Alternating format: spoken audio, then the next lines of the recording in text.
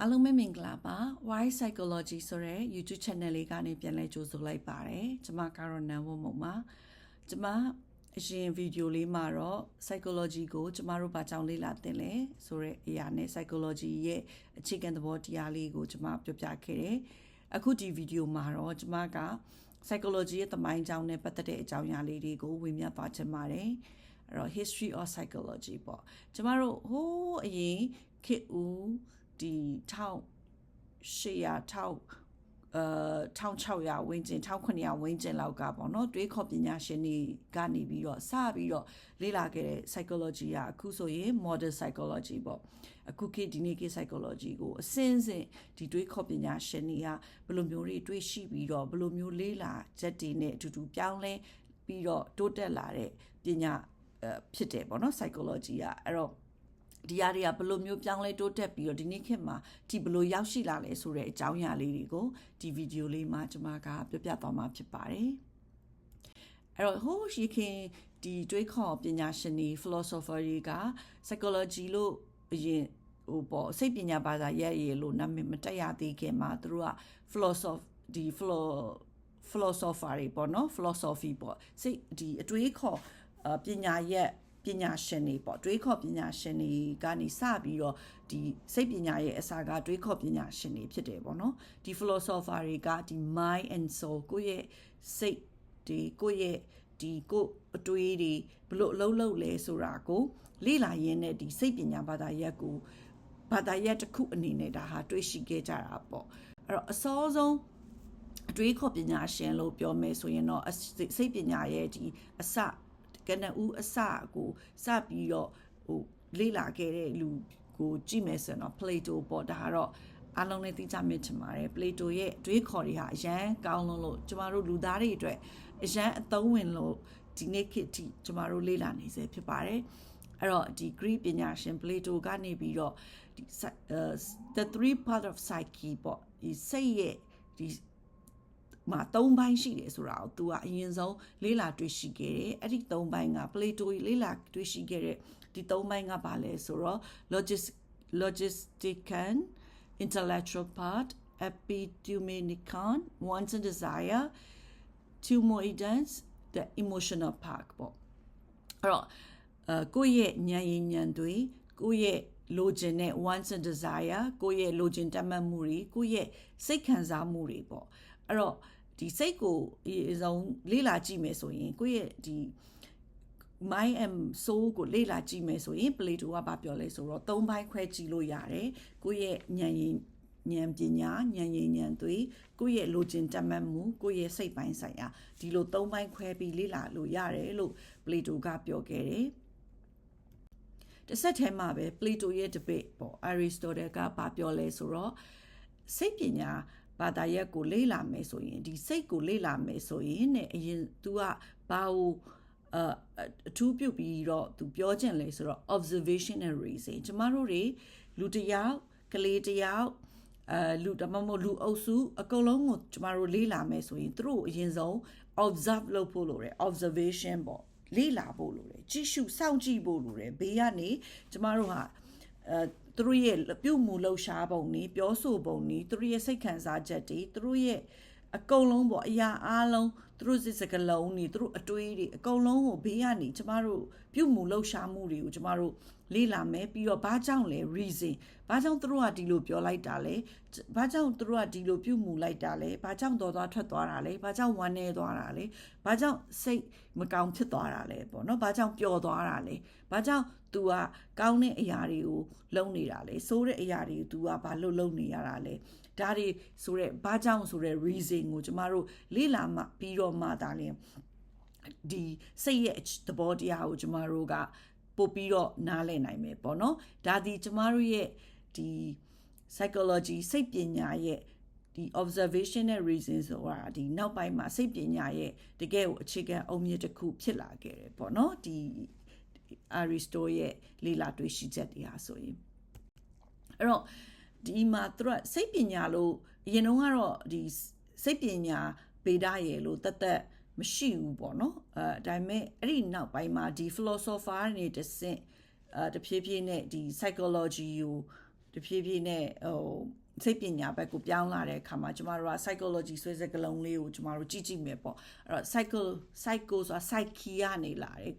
Greek ဘာသာစကား psyche and logia psychology ဆို the study of the soul ပေါ့စိတ်ကိုလေ့လာတာပေါ့အဲ့ဒါ modern definition နဲ့ပြန်ဖွင့်မယ်ဆိုရင်တော့ the scientific study of behavior and cognitive process of individual and groups ပေါ့နော်လူတဦးတယောက်ချင်းစီကိုဖြစ်စေအုပ်စုလိုက်ကိုဖြစ်စေသူတို့ရဲ့ပြုမှုဆောင်ရွက်မှုတွေနဲ့သူတို့ရဲ့ဒီမညံလှုပ်ဆောင်မှုတွေအုံနောက်ထဲကလှုပ်ဆောင်မှုတွေကိုလေ့လာတာသိပ္ပံနည်းကြလေ့လာတာကိုကျမတို့ကစိတ်ပညာဗေဒလို့ခေါ်ပါတယ်အဲ့တော့ 17th century ကိုရောက်လာတဲ့အခါမှာတော့ another philosopher ပေါ့နော်René Descartes ရဲ့ mind body dualism ဆိုတဲ့ဟာလေးကိုကျမတို့တွေ့ရပြန်နေပေါ့အဲ့တော့ René ကဘာပြောလဲဆိုတော့ကျမတို့ရဲ့စိတ်တွေဒီကျမတို့ရဲ့အတွေးတွေကျမတို့ရဲ့စိတ်ခံစားမှုတွေကျမတို့ရဲ့ယုံကြည်ချက်တွေရဲ့ဒါအရင်အမြစ်ဖြစ်တယ်ကျမတို့ရဲ့ body ကတော့ဒါ physical substance ပဲဒါကတော့biology လေ့လာတဲ့လူတွေဆိုတော့သိမယ်เนาะကျမတို့တွေကဒီ substance လေးအမုံလေးတွေနဲ့ခန္ဓာကိုယ်ကဘယ်လိုတိဆောက်ထားလဲဆိုတာကိုသိပါလိမ့်မယ်ပို့ပြီးတော့သိကျင်တယ်ဆိုတော့ဒါ biology မှာဘယ်လိုမျိုးလူတွေရဲ့ physical substance တွေ physical တိဆောက်ပုံကိုသွားပြီးတော့လေ့လာလို့ရပါတယ်เนาะအဲ့တော့ဒီ physical substance ဖြစ်တယ်အဲ့တော့ तू က distinct from the mind but able to interact with it is အဲ့တော့ကျမတို့တွေကဒီခန္ဓာကိုယ်ဆိုတာ interact လုပ်လို့ရတယ်ကျမတို့ရဲ့ခန္ဓာကိုယ်ကြီးဖွဲ့စည်းပုံမှာမျက်လုံးဆိုရင်မြင်နိုင်တယ်နှာခေါင်းဆိုရင်ဘာဖြစ်လဲအသက်ရှူလို့ရတယ်ပါးစပ်ဆိုစကားပြောလို့ရတယ်နားဆိုရင်ကြားနိုင်တယ် let's တွေဆိုရင်ပစ္စည်းတွေကိုကင်တွယ်နိုင်တယ်ခြေထောက်လမ်းလျှောက်နိုင်တယ် body movement တွေလုပ်နိုင်တယ်ထိုင်နိုင်တယ်ထနိုင်တယ်ဒါပေါ့နော်အဲ့တော့ဒါ body ရဲ့လှုပ်ဆောင်ချက်တွေပေါ့နော်အစားစားနိုင်တယ်ပေါ့သိရမလားရေတောက်နိုင်တယ်ဒါ body ရဲ့လှုပ်ဆောင်ချက်တွေ mind ကကြတော့အတွေးတွေကိုယ့်ရဲ့အတွေးတွေကိုယ့်ရဲ့စိတ်ခံစားချက်တွေနဲ့ကိုယ့်ရဲ့ယုံကြည်ချက်တွေရဲ့ဒါအရင်းမြစ်ဖြစ်တယ်ပေါ့အဲ့ဒီမှာ René ကဘာတွေ့သွားလဲဆိုတော့ဒီအုတ်တောက်ထဲမှာpineal gland ဆိုတဲ့ဒီgland တစ်မျိုးရှိရပေါ့နော်အဲ့ဒီ gland ဒီကျမတို့ရဲ့ဒီစိတ်နဲ့ခန္ဓာရဲ့လှုပ်ဆောင်ချက်တွေကိုဒါ influence ဖြစ်စေတယ်ဆိုတဲ့အကြောင်းအရာလေးတွေကိုလည်းသူကစပြီးတွေ့ရှိရပေါ့ဒါကတော့ဒီအုံနောက်တဲ့ brain and behavior ကိုလေ့လာတဲ့လူတွေဆိုရင်ဒါကိုသိလိမ့်မယ်ကျမတို့ psychology မှာလည်းကျမ brain and behavior ဆိုတဲ့ subject ကို class တစ်ခု subject သက်ပေါ့နော် main subject အနေနဲ့ကျမတို့သင်ယူရတယ်အဲ့ဒီအုံနောက်ကလည်းအုံနောက်ရဲ့ဖွဲ့စည်းပုံကိုလေ့လာခြင်းဒီလေ psychology မှာဆိုရင်ဒါဟာတကယ်ဟိုပေါ့ portion အကြီးတစ်ခုအနေနဲ့ကျမတို့လေ့လာရတယ်ပေါ့နော်အဲ့ဒါကတော့ 17th century ရောက်တဲ့အခါမှာကျမတို့ဒီတွေးခေါ်ပညာရှင်တွေကခန္ဓာကိုယ်နဲ့စိတ်နဲ့လှုပ်ဆောင်ချက်တွေကိုဒါတဖြည်းဖြည်းနဲ့ပို့ပြီးတော့ရှာဖွေတွေ့ရှိလာကြပြီပေါ့နော်အဲ့တော့philosopher versus psychologist ပေါ့အဲ့တော့ကျမတို့ကအရင်တုန်းက psychologist မရှိသေးဘူးဟောနော်မရှိသေးဘူး psychologist ဆိုတာမရှိဘူး philosopher ပဲရှိတယ်အဲ့တော့တဖြည်းဖြည်းနဲ့ဒီတွေးခေါ်ပညာရှင်တွေကနေဒီစိတ်နဲ့ခန္ဓာလှုပ်ဆောင်ချက်တွေကိုလေ့လာရင်းနဲ့တဖြည်းဖြည်းနဲ့ဒီ psychology ဆိုတဲ့စကားလုံးကိုဘယ်အချိန်မှာရောက်လာလဲဆိုတော့1879မှာတကယ်ကို psychology ဆိုတာ science ဘာသာသိပ္ပံဘာသာရဲ့အဖြစ်ကိုရောက်ရှိလာတယ်ဘယ်လိုနည်းနဲ့ဒီလိုမျိုးဖြစ်လာလဲဆိုတော့ပေါ့နော် German professor Wilhelm Wundt ကနေပြီးတော့ the first experimental psychology lab ဒီစိတ်ပညာ laboratory ဓာတ်ခွဲခန်းကိုသူကနေပြီးစပြီးတော့ founded တည်ထောင်ခဲ့တယ်အဲ့တော့အဲ့ဒီအချိန်ကနေစပြီးတော့ဒီစိတ်ပညာဗေဒသည် officially separating from philosophy စိတ်အတွေးခေါ်ဘာသာရပ်ကနေစိတ်ပညာဗေဒဆိုတဲ့ဘာသာရပ်အသစ်ကိုသူကအဲ့ဒီ laboratory စလုပ်တဲ့အချိန်ကစပြီးစိတ်ပညာဆိုတဲ့ဘာသာရပ်ဒီသီးသန့်တစ်ခုအနေနဲ့ဒါပေါ်ထွက်လာခဲ့တာပေါ့နော်အဲ့တော့ one ကသူ့ရဲ့ laboratory မှာဒီသိပ္ပံနီးတွေကိုအသုံးပြုပြီးတော့ဒီစိတ်ပိုင်းဆိုင်ရာတွေကိုစပြီးတော့လေ့လာခဲ့တယ်အထူးသဖြင့်တော့ observation and experiment ပေါ့နော် experiment အဲ့တော့လေ့လာမယ်experiment ဒီအတွေ့အကြုံတွေကိုဒီဘယ်လိုခေါ်မလဲလက်တွေ့လေ့လာပြီးတော့လူတွေရဲ့အတွေ့အခေါ် behavior တွေကို observation စောင့်ကြည့်ပြီးတော့ကိုယ်တိုင်ဒီထဲမှာပါဝင်ပြီးတော့အတွေ့အကြုံတွေယူပြီးတော့မှကျမတို့ဒီ psychology ရဲ့ level 3ထဲမှာပေါ့ဒီ lab ဆိုတော့အားလုံးကလက်တွေ့ကွင်းဆင်းပြီးလုပ်ရတဲ့ပေါ့နော်လက်တွေ့ကွင်းဆင်းပြီးတော့အားလုံးကဒီ lab ထဲမှာအားလုံးကသိပ္ပံနည်းကျ step by step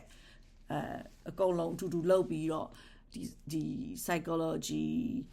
ပညာစိတ်ပညာနဲ့ပတ်သက်တဲ့အရာတွေကိုသူတို့လေ့လာပြီး theory တွေကိုစပြီးတော့သူတို့လေ့လာတွေ့ရှိခဲ့ကြတယ်ပေါ့နော်အဲ့တော့ distinguishes as a stage for every psychologist who follow for the school of thought will soon compete to explain how the mind was အဲ့ချိန်ကစပြီးတော့မှကျမတို့တွေကဒီ level 3ကနေတဆင့်ကျမတို့ရဲ့စိတ်တွေကဘလို့အလုံးလုံးလဲဆိုတဲ့ဟာကိုစပြီးတော့ဒီသိပ္ပံနည်းကျလေ့လာပြီး step by step stages တွေပေါ့နော်ဘယ်အဆင့်မှာဘယ်လိုမျိုးဘယ်အဆင့်မှာတော့ဘာတွေဖြစ်တယ်ပထမဆုံးဒီ mental process ပေါ့စိတ်ရဲ့အလုံးလုံးပုံတွေကိုစပြီးတော့သူတို့တွေးရှိခဲ့ကြတယ်ပေါ့နော်ဒီ level 3ကနေတဆင့်အဲ့တော့ကျမတို့ဒီ early 90s မှာပေါ့နော်ဒီ psychologist တွေရှိလာပြီပေါ့နော်အဲ့တော့ဒီပထမဆုံး psychology lab ကနေပြီးတော့ဒီသူ့ရဲ့one in the bay ပေါ့နော် Techna ကနေပြီးတော့ structuralism ဆိုတဲ့ဟာကိုရှာတွေ့ခဲ့တယ် structuralism ဆိုတာဘာလဲဆိုတော့သူကဒီ basic elements တွေပေါ့နော်ဒီကျမတို့သူကဒီ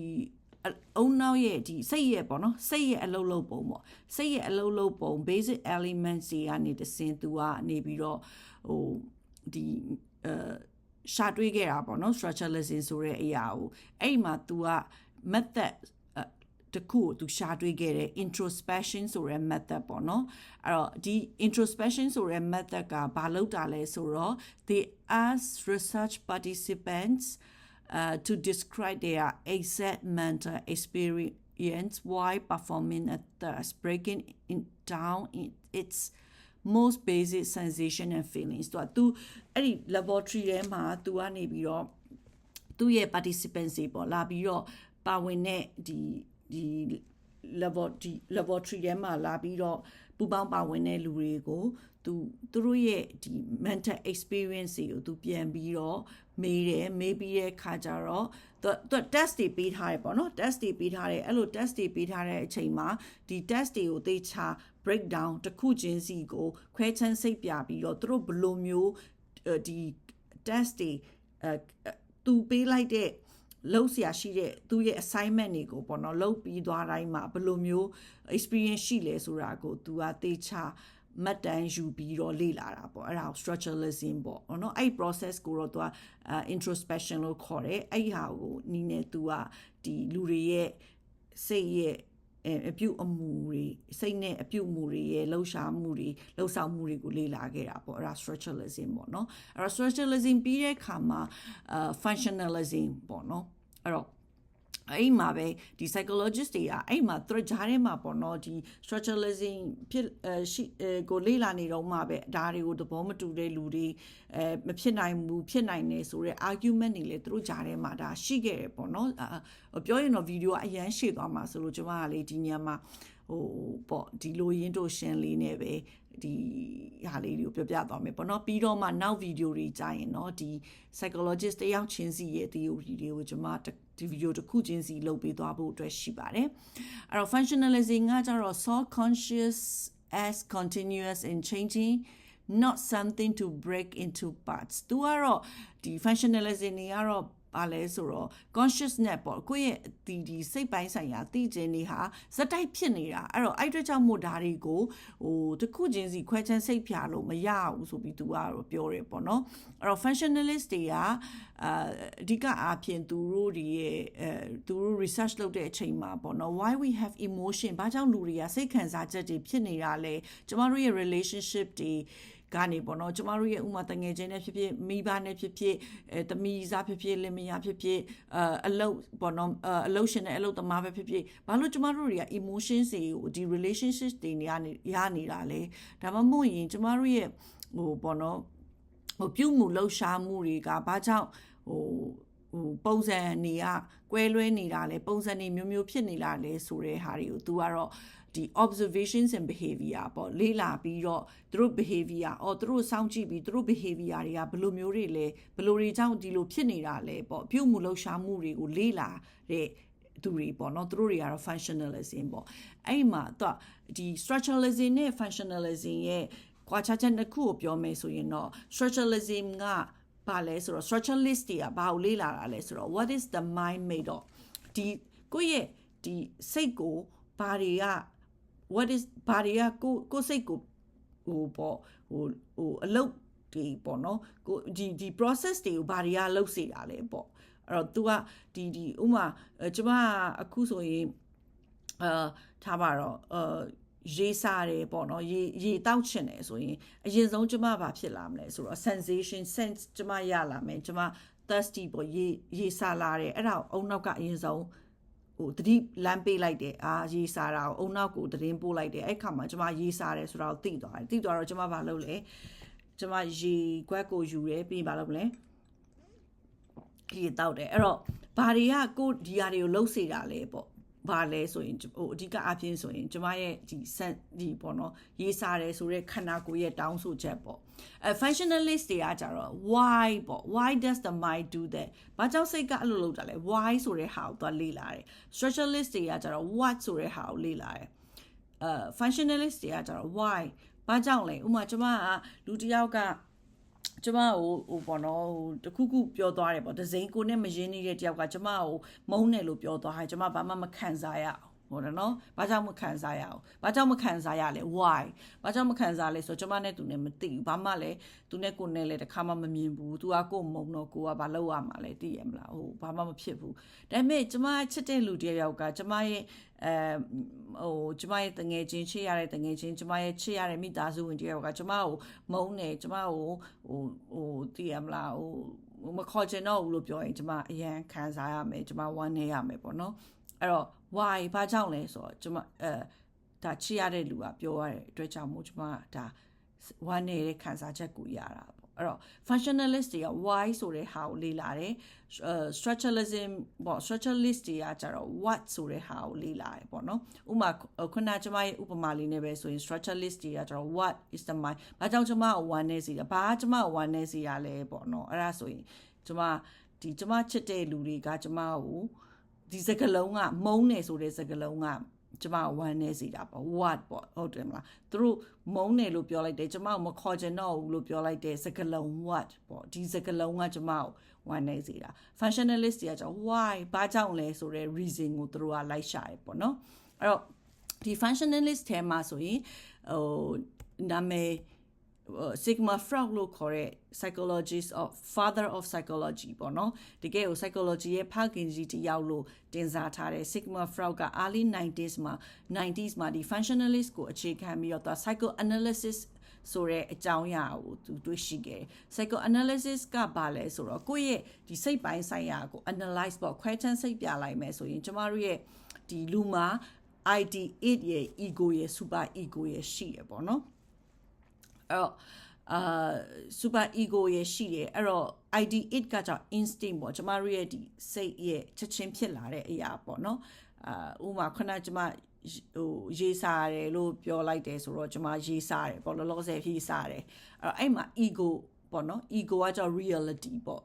ရေးစားတယ် super ego ကကြောင့် morality အဲ့ချိန်မှာကျမ moral super ego ဘာဖြစ်နေလဲဆိုတော့ကျမရေတောက်ချင်တယ်ဒါပေမဲ့ကျမရေမတောက်ချင်ကျမအခုလောလောဆယ်ကျမကတန်ပြာရေတောက်ချင်တယ် super ego moral ကိုယ့်ရဲ့ moral က super ego ဖြစ်တန်ပြာရေတောက်ချင်တယ်ဒါပေမဲ့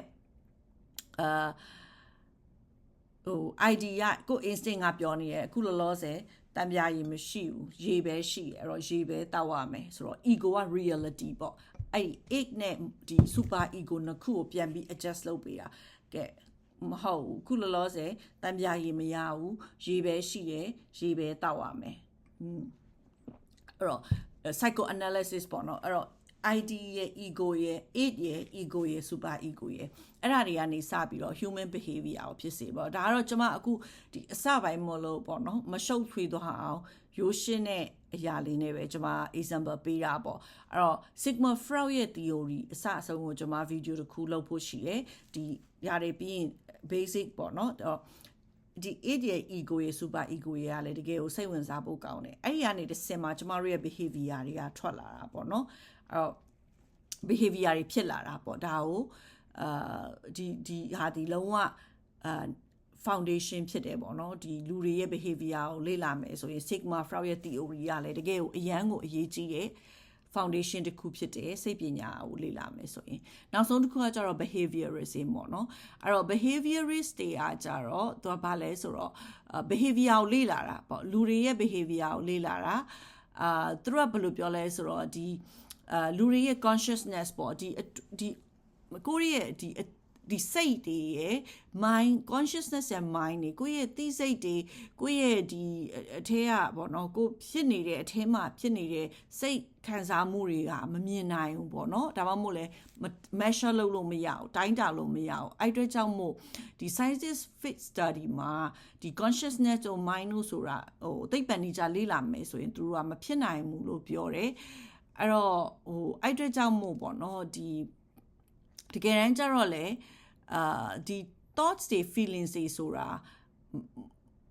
မလေ့လာဘူးဆိုတာလည်းမဖြစ်နိုင်ဘူးပေါ့အဲ့တော့သူကအဲ့မှာ argument တွေဖြစ်နေတာပေါ့နော်အဲ့တော့လေ့လာလို့ရတယ်ဆိုတဲ့လူတွေလည်းဖြစ်တယ်လေ့လာလို့မရဘူးလို့ပြောတဲ့လူတွေလည်းရှိတယ်မလေ့လာလို့ရတယ်လို့ပြောတဲ့လူတွေလည်းရှိရပေါ့လေ့လာလို့မရဘူးတဲ့ပြောတဲ့လူတွေရှိတယ်လေ့လာလို့ရတယ်လို့ပြောတဲ့လူတွေလည်းရှိတယ်အဲ့ဒါကြောင့်မို့ဒီ behaviorism တွေကကြတော့သူတို့ကဘယ်ကနေတစ်စက်ဒီလူတွေရဲ့ဒီစိတ်ပိုင်းစိတ်အခြေအနေကိုဒီလူတွေရဲ့ပြုမှုလှုပ်ရှားမှုတွေကိုလေ့လာလဲဆိုတော့ observable behavior remain part of psychological theory အဲ့တော့ဒီ observable behavior တွေကနေတစ်စင်သူကလေ့လာတယ်ပေါ့ကျမတို့ကလူတွေအားလုံးရဲ့အတွင်းထဲကိုကျမတို့ကလေ့လာလို့မရဘူးသို့တော့သူတို့ရဲ့ပြောဆိုပုံတွေသူတို့ရဲ့ပြောလာသူတို့ရဲ့ emotion တွေသူတို့ထွက်လာတဲ့စကားလုံးတွေသူတို့ရဲ့ action တွေသူတို့ရဲ့ဒီပြုမှုတဲ့အရာတွေကနေတစ်ဆင့်ကျမတို့လေ့လာကြတယ်ပေါ့ဒါကတော့ modern psychology မှာလက်ရှိမှာဒါအများဆုံးအသုံးပြုနေတဲ့အရာပေါ့နော်ဒါ behaviorism ပေါ့အဲ့တော့ဒါအစင်းစင်းနဲ့အခုဆိုရင် structuralism functionalism ကနေ behaviorism ပေါ့နော်အဲ့လိုမျိုးအစင်းစင်းဒါပြောင်းလဲလာကြတာပေါ့နော်အစင်းစင်းတိုးတက်ပြီးတော့ရှာဖွေတွေးရှိလာကြတာပေါ့စိတ်ပညာနဲ့ပတ်သက်ပြီးတော့အဲ့တော့အဲ့မှာဒီနောက်ဆုံးမှာပေါ့နော် Ivan Flood ဆိုတဲ့ဒီ classical conditioning ကိုရှာဖွေတွေးရှိခဲ့တဲ့ psychologist ရှိရဲ့ Ivan ကဘာကိုတွေးရှိခဲ့လဲဆိုတော့သူကလူတွေရဲ့ behavior ပေါ့နော်လေ့လာတာအဲ့တော့ behavior ဟိုလေ့လာတဲ့နေရာမှာသူလူတွေနဲ့မစမ်းသပ်ပဲနဲ့သူကခွေးကလေးတွေနဲ့သူကစမ်းသပ်ခဲ့တယ်ခွေးကလေးတွေနဲ့ဘယ်လိုစမ်းသပ်လဲဆိုတော့သူကပေါ့ဟိုအချိန်ဖန်သူဒီခွေးကလေးတွေနဲ့သူဒီ study လုပ်တယ်ပေါ့နော်စမ်းသပ်ပြီးတော့လေ့လာတယ်ဘယ်လိုလဲဆိုတော့သူက bell လေးတွေ bell တီးတယ် bell တီးတာနဲ့ပါလဲဆိုတော့ဒါ meal time ခွေးကလေးတွေအတွက်ဒါသူ့ရဲ့ lunch dinner meal bell TV ဆိုတာနဲ့အစာစားရတော့မယ်ဆိုတော့အသည့်ကိုဒီခွေးကလေးတွေကို train ထားရတယ်ပေါ့နော် train တဲ့အခါမှာအဲ့တော့ခွေးကလေးတွေက bell တီးတန်ကြားတာနဲ့သူရဲ့ salivating at the bell alone bell တီးလိုက်တာနဲ့သူတရေလေးတွေကြာသူအစားကျင်စိတ်တဲ့စိတ်တွေဖြစ်လာတာပေါ့နော်အဲ့တော့ behavior ကအဲ့လိုပေါ့တခုခုကိုတီးလိုက်ပြီဆိုတာနဲ့ဒီအုံနောက်ကချက်ချင်း response လုပ်လိုက်တာဒီသူ့ကိုမဖြစ်လဲ bell TV ဆိုတာနဲ့အစာစားရတော့မယ်ဆိုတော့အတိဖြစ်လာတယ်အတိဖြစ်လာတဲ့အခါမှာသူ့ရဲ့ဒီတရေလေးတွေအစာစားခြင်းနဲ့စိတ်တွေဖြစ်လာတယ်ပေါ့အဲ့တော့ဟိုအဲ့လိုနီးနဲ့ဒီဒါကို classical conditioning လို့ခေါ်တယ်ပေါ့နော်အဲ့လိုနီးနဲ့ဒီ behavior လူတွေရဲ့ဒီစိတ်ရဲ့နဲ့ဒီ behavior ပေါ့အဲ့ဒါကိုသူပြောဟိုပေါ့နော်ရှာဖွေတွေးရှိပြီးတော့ဒါသူမျှဝေခဲ့တယ်ပေါ့နော်ဒီရလဲဟို psychology မှာဆိုရင်စိတ်ပညာမှာဆိုရင် classical conditioning ကလည်းအရေးကြီးတဲ့ theory တစ်ခုထဲမှာပါတယ်ဒါကိုလည်းအလားတူပဲကျွန်မဗီဒီယိုတစ်ခုနဲ့ထပ်ပြီးတော့ share ပေးပါမယ် အဲ့တော့ဒီအခုပေါ့နော်နောက်1960နောက်ပိုင်းမှာဆိုရင်တော့ဒီ kinetic psychology ကလည်းကျမတို့အရေးကြီးတဲ့ထဲမှာပါလာတယ်စိတ်ပညာကိုလေ့လာမယ်ဆိုရင်သူဒီလည်းတကယ်ဟိုအရေးကြီးပြီးတော့သေချာလေ့လာတင်တဲ့ဘာသာရပ်ဖြစ်တယ်ပေါ့နော် kinetic psychology ဆိုတာဘာလဲဆိုတော့ kinetic ဒီမဉဏ်นี่အလုပ်လုပ်ပုံကိုကျမတို့လေ့လာတာအထူးသဖြင့်တော့ brain and behavior အုံနောက်ရဲ့ဒီပေါ့နော်လှုပ်ဆောင်မှုတွေကိုလေ့လာတာပေါ့ကျွန်မ kinetic psychology class ကိုကျွန်မဟိုပါပေါ့ဒီ community college မှာတက်ခဲ့တာပေါ့နော်ကျွန်မ associate degree အတွက်ကိုကျွန်မတက်ခဲ့တာအဲ့တော့ဒီ kinetic psychology မှာသူကဘာပြောလဲဆိုတော့ဒီအုံနောက်ထဲမှာဘာတွေပါလဲအုံနောက်ရဲ့အစိတ်အပိုင်းအားလုံးကိုကျွန်မတို့လေ့လာရတယ်ဒီအုံနောက်နဲ့ခန္ဓာကိုယ်နဲ့ဆက်ဆက်ထားတဲ့အကြောင်းအရာတွေကိုကျွန်မတို့လေ့လာရတယ်ပြီးတော့ကျမတို့ဒီမှာဟိုနော် MRI ရိုက်တာတို့သိမှာပါเนาะ MRI ဓာတ်မှန်အုံနောက်ကိုဓာတ်မှန်ရိုက်ပြီးအုံနောက်ထဲမှာဘာဖြစ်နေလဲဆိုတာကြီးကျမတို့ကြည့်ရတယ်ဒါတွေက kinetic psychology neurologist တွေကြည့်တဲ့ဟာတွေကိုပေါ့เนาะဒီ MRI တို့ဘာလို့ neurologist တွေသူတို့ကတော့ကျွမ်းကျင်ပညာရှင်ပေါ့ကျမတို့စိတ်ပညာအနေနဲ့ကြတော့ဟိုဒီအုံနောက်နဲ့ဆက်ဆက်နေတဲ့ behaviors တွေကိုကျမတို့ကလေ့လာတာပေါ့အုံနောက်နဲ့ဆက်ဆက်နေတာအဲ့တော့ကျမတို့အုံနောက်ထဲမှာတစ်ခုခုချွတ်ယွင်းသွားရင်ခန္ဓာကိုယ်မှာချွတ်ယွင်းသွားတာတွေရှိတယ်။အုံနောက်ထဲမှာတစ်ခုခုအလုံးမလုံးတော့ဘူးဆိုရင်ဒီစိတ်ပိုင်းဆိုင်ရာထိခိုက်လာတာတွေရှိတယ်။အဲ့တော့စိတ်ပိုင်းဆိုင်ရာဖိစီးမှုများလာရင်လည်းအုံနောက်ကိုသွားပြီးထိခိုက်နေတာတွေရှိတယ်။ဒါတွေကိုကျမတို့ကလေ့လာတာပေါ့နော်။အဲ့တော့ဒီ kinetic psychology ထဲမှာဟိုပြန်ပြီးတော့လေ့လာမယ်ဆိုရင်တော့ तू ကဟိုဒီ perception ပေါ့ကိုယ့်ရဲ့လူဟိုခံယူချက်အမြင်ပြဿနာဖြေရှင်းပုံဖြေရှင်းနည်းဆုံးဖြတ်ချက်ဘယ်လိုချလဲကိုယ့်ရဲ့ judgment ခုဆိုရင်ကိုဘယ်လိုဆုံးဖြတ်လဲ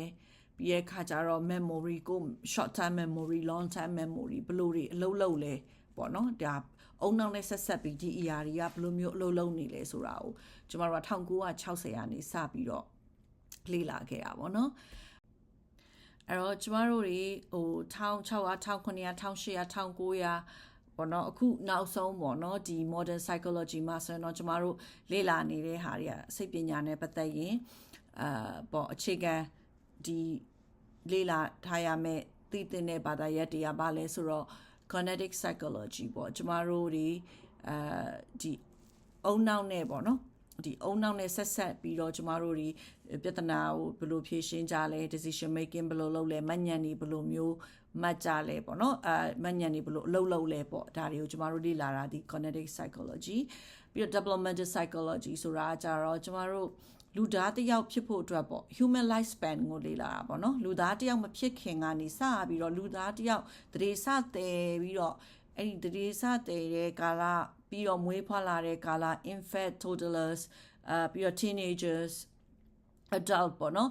အဲ့ဒါတွေအကုန်လုံးကိုဖြတ်ကျော်လာတဲ့ stages ပေါ့နော်ဒီလူဘဝရဲ့ဖြတ်ကျော်လာတဲ့ဒီ life stages ဒီဘဝဖြတ်တန်းပုံအစဉ်စဉ်မှာဘယ်လိုမျိုးသူတို့ရဲ့စိတ်ပိုင်းဆိုင်ရာတွေရုပ်ပိုင်းဆိုင်ရာတွေကဘယ်လိုမျိုးပြောင်းလဲလာလဲဆိုတဲ့ဟာကိုနားလည်အောင်လေ့လာတာက developmental psychology ပါပြီးတော့ social psychology ပေါ့ social psychology ကကြတော့ကျမတို့ရဲ့ဒီ social cycle ပေါ့ကိုယ့်ရဲ့မိသားစုကိုယ့်ရဲ့အလုပ်ကိုယ့်ရဲ့တငယ်ချင်းတွေနဲ့ကိုယ့်ရဲ့ culture ပေါ့ဒါတွေကကိုယ့်ရဲ့ behaviors တွေကိုဘယ်လိုမျိုး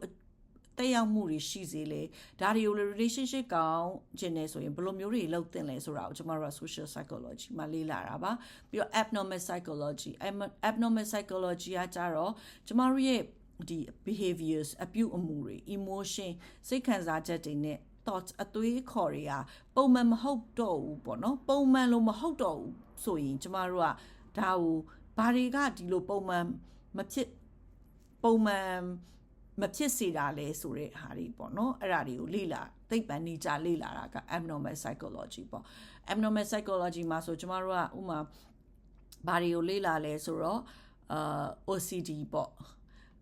OCD ဆိုတာဘာလဲ ADHD ကဘာလဲဘာကြောင့်ဖြစ်တာလဲဘယ်လိုမျိုး symptom တွေရှိလဲဘယ်လိုကုလို့ရလဲ PTSD post traumatic stress disorder ဒါတွေကဘာကြောင့်ဖြစ်တာလဲဘယ်လိုမျိုးဒါတွေကိုကုစားလို့ရလဲ stress and depression and anxiety တွေစိတ်ဒီ ဒီတေချာမရေရာတာကြောက်လန့်နေတာတွေအတွေးပြီးတော့ကြောက်နေတခုခုကိုတွေးပြီးကြောက်နေတာတွေဒါတွေကဘာကြောင့်ဖြစ်တာလဲဘယ်လိုကုလို့ရလဲနော်ဟို case study တွေနဲ့ကျွန်တော်တို့ကလေ့လာတာပေါ့နော်အဲ့တော့ဒါတွေကတော့အခြေခံစိတ်ပညာကိုလေ့လာခြင်းနဲ့ဆိုရင်ဒီဘာသာရပ်တွေကတော့အခြေခံလေ့လာရမယ့်အရာတွေပေါ့အဲ့တော့ဒီမှာမပါတဲ့ကျွန်တော်တို့လေ့လာရတဲ့ဟာတွေလည်းအများကြီးရှိတယ်ဥပမာဆိုရင်ဒီဟိုပေါ့ psychology in people in place ပေါ့ပြီးတော့ဒါ psychology in people in place ကကြတော့ဒီလူတွေရဲ့နေရာ infrastructure climate change ဒါတွေနဲ့ပတ်သက်ပြီးတော့ဒီလူတွေရဲ့စိတ်ပိုင်းဆိုင်ရာ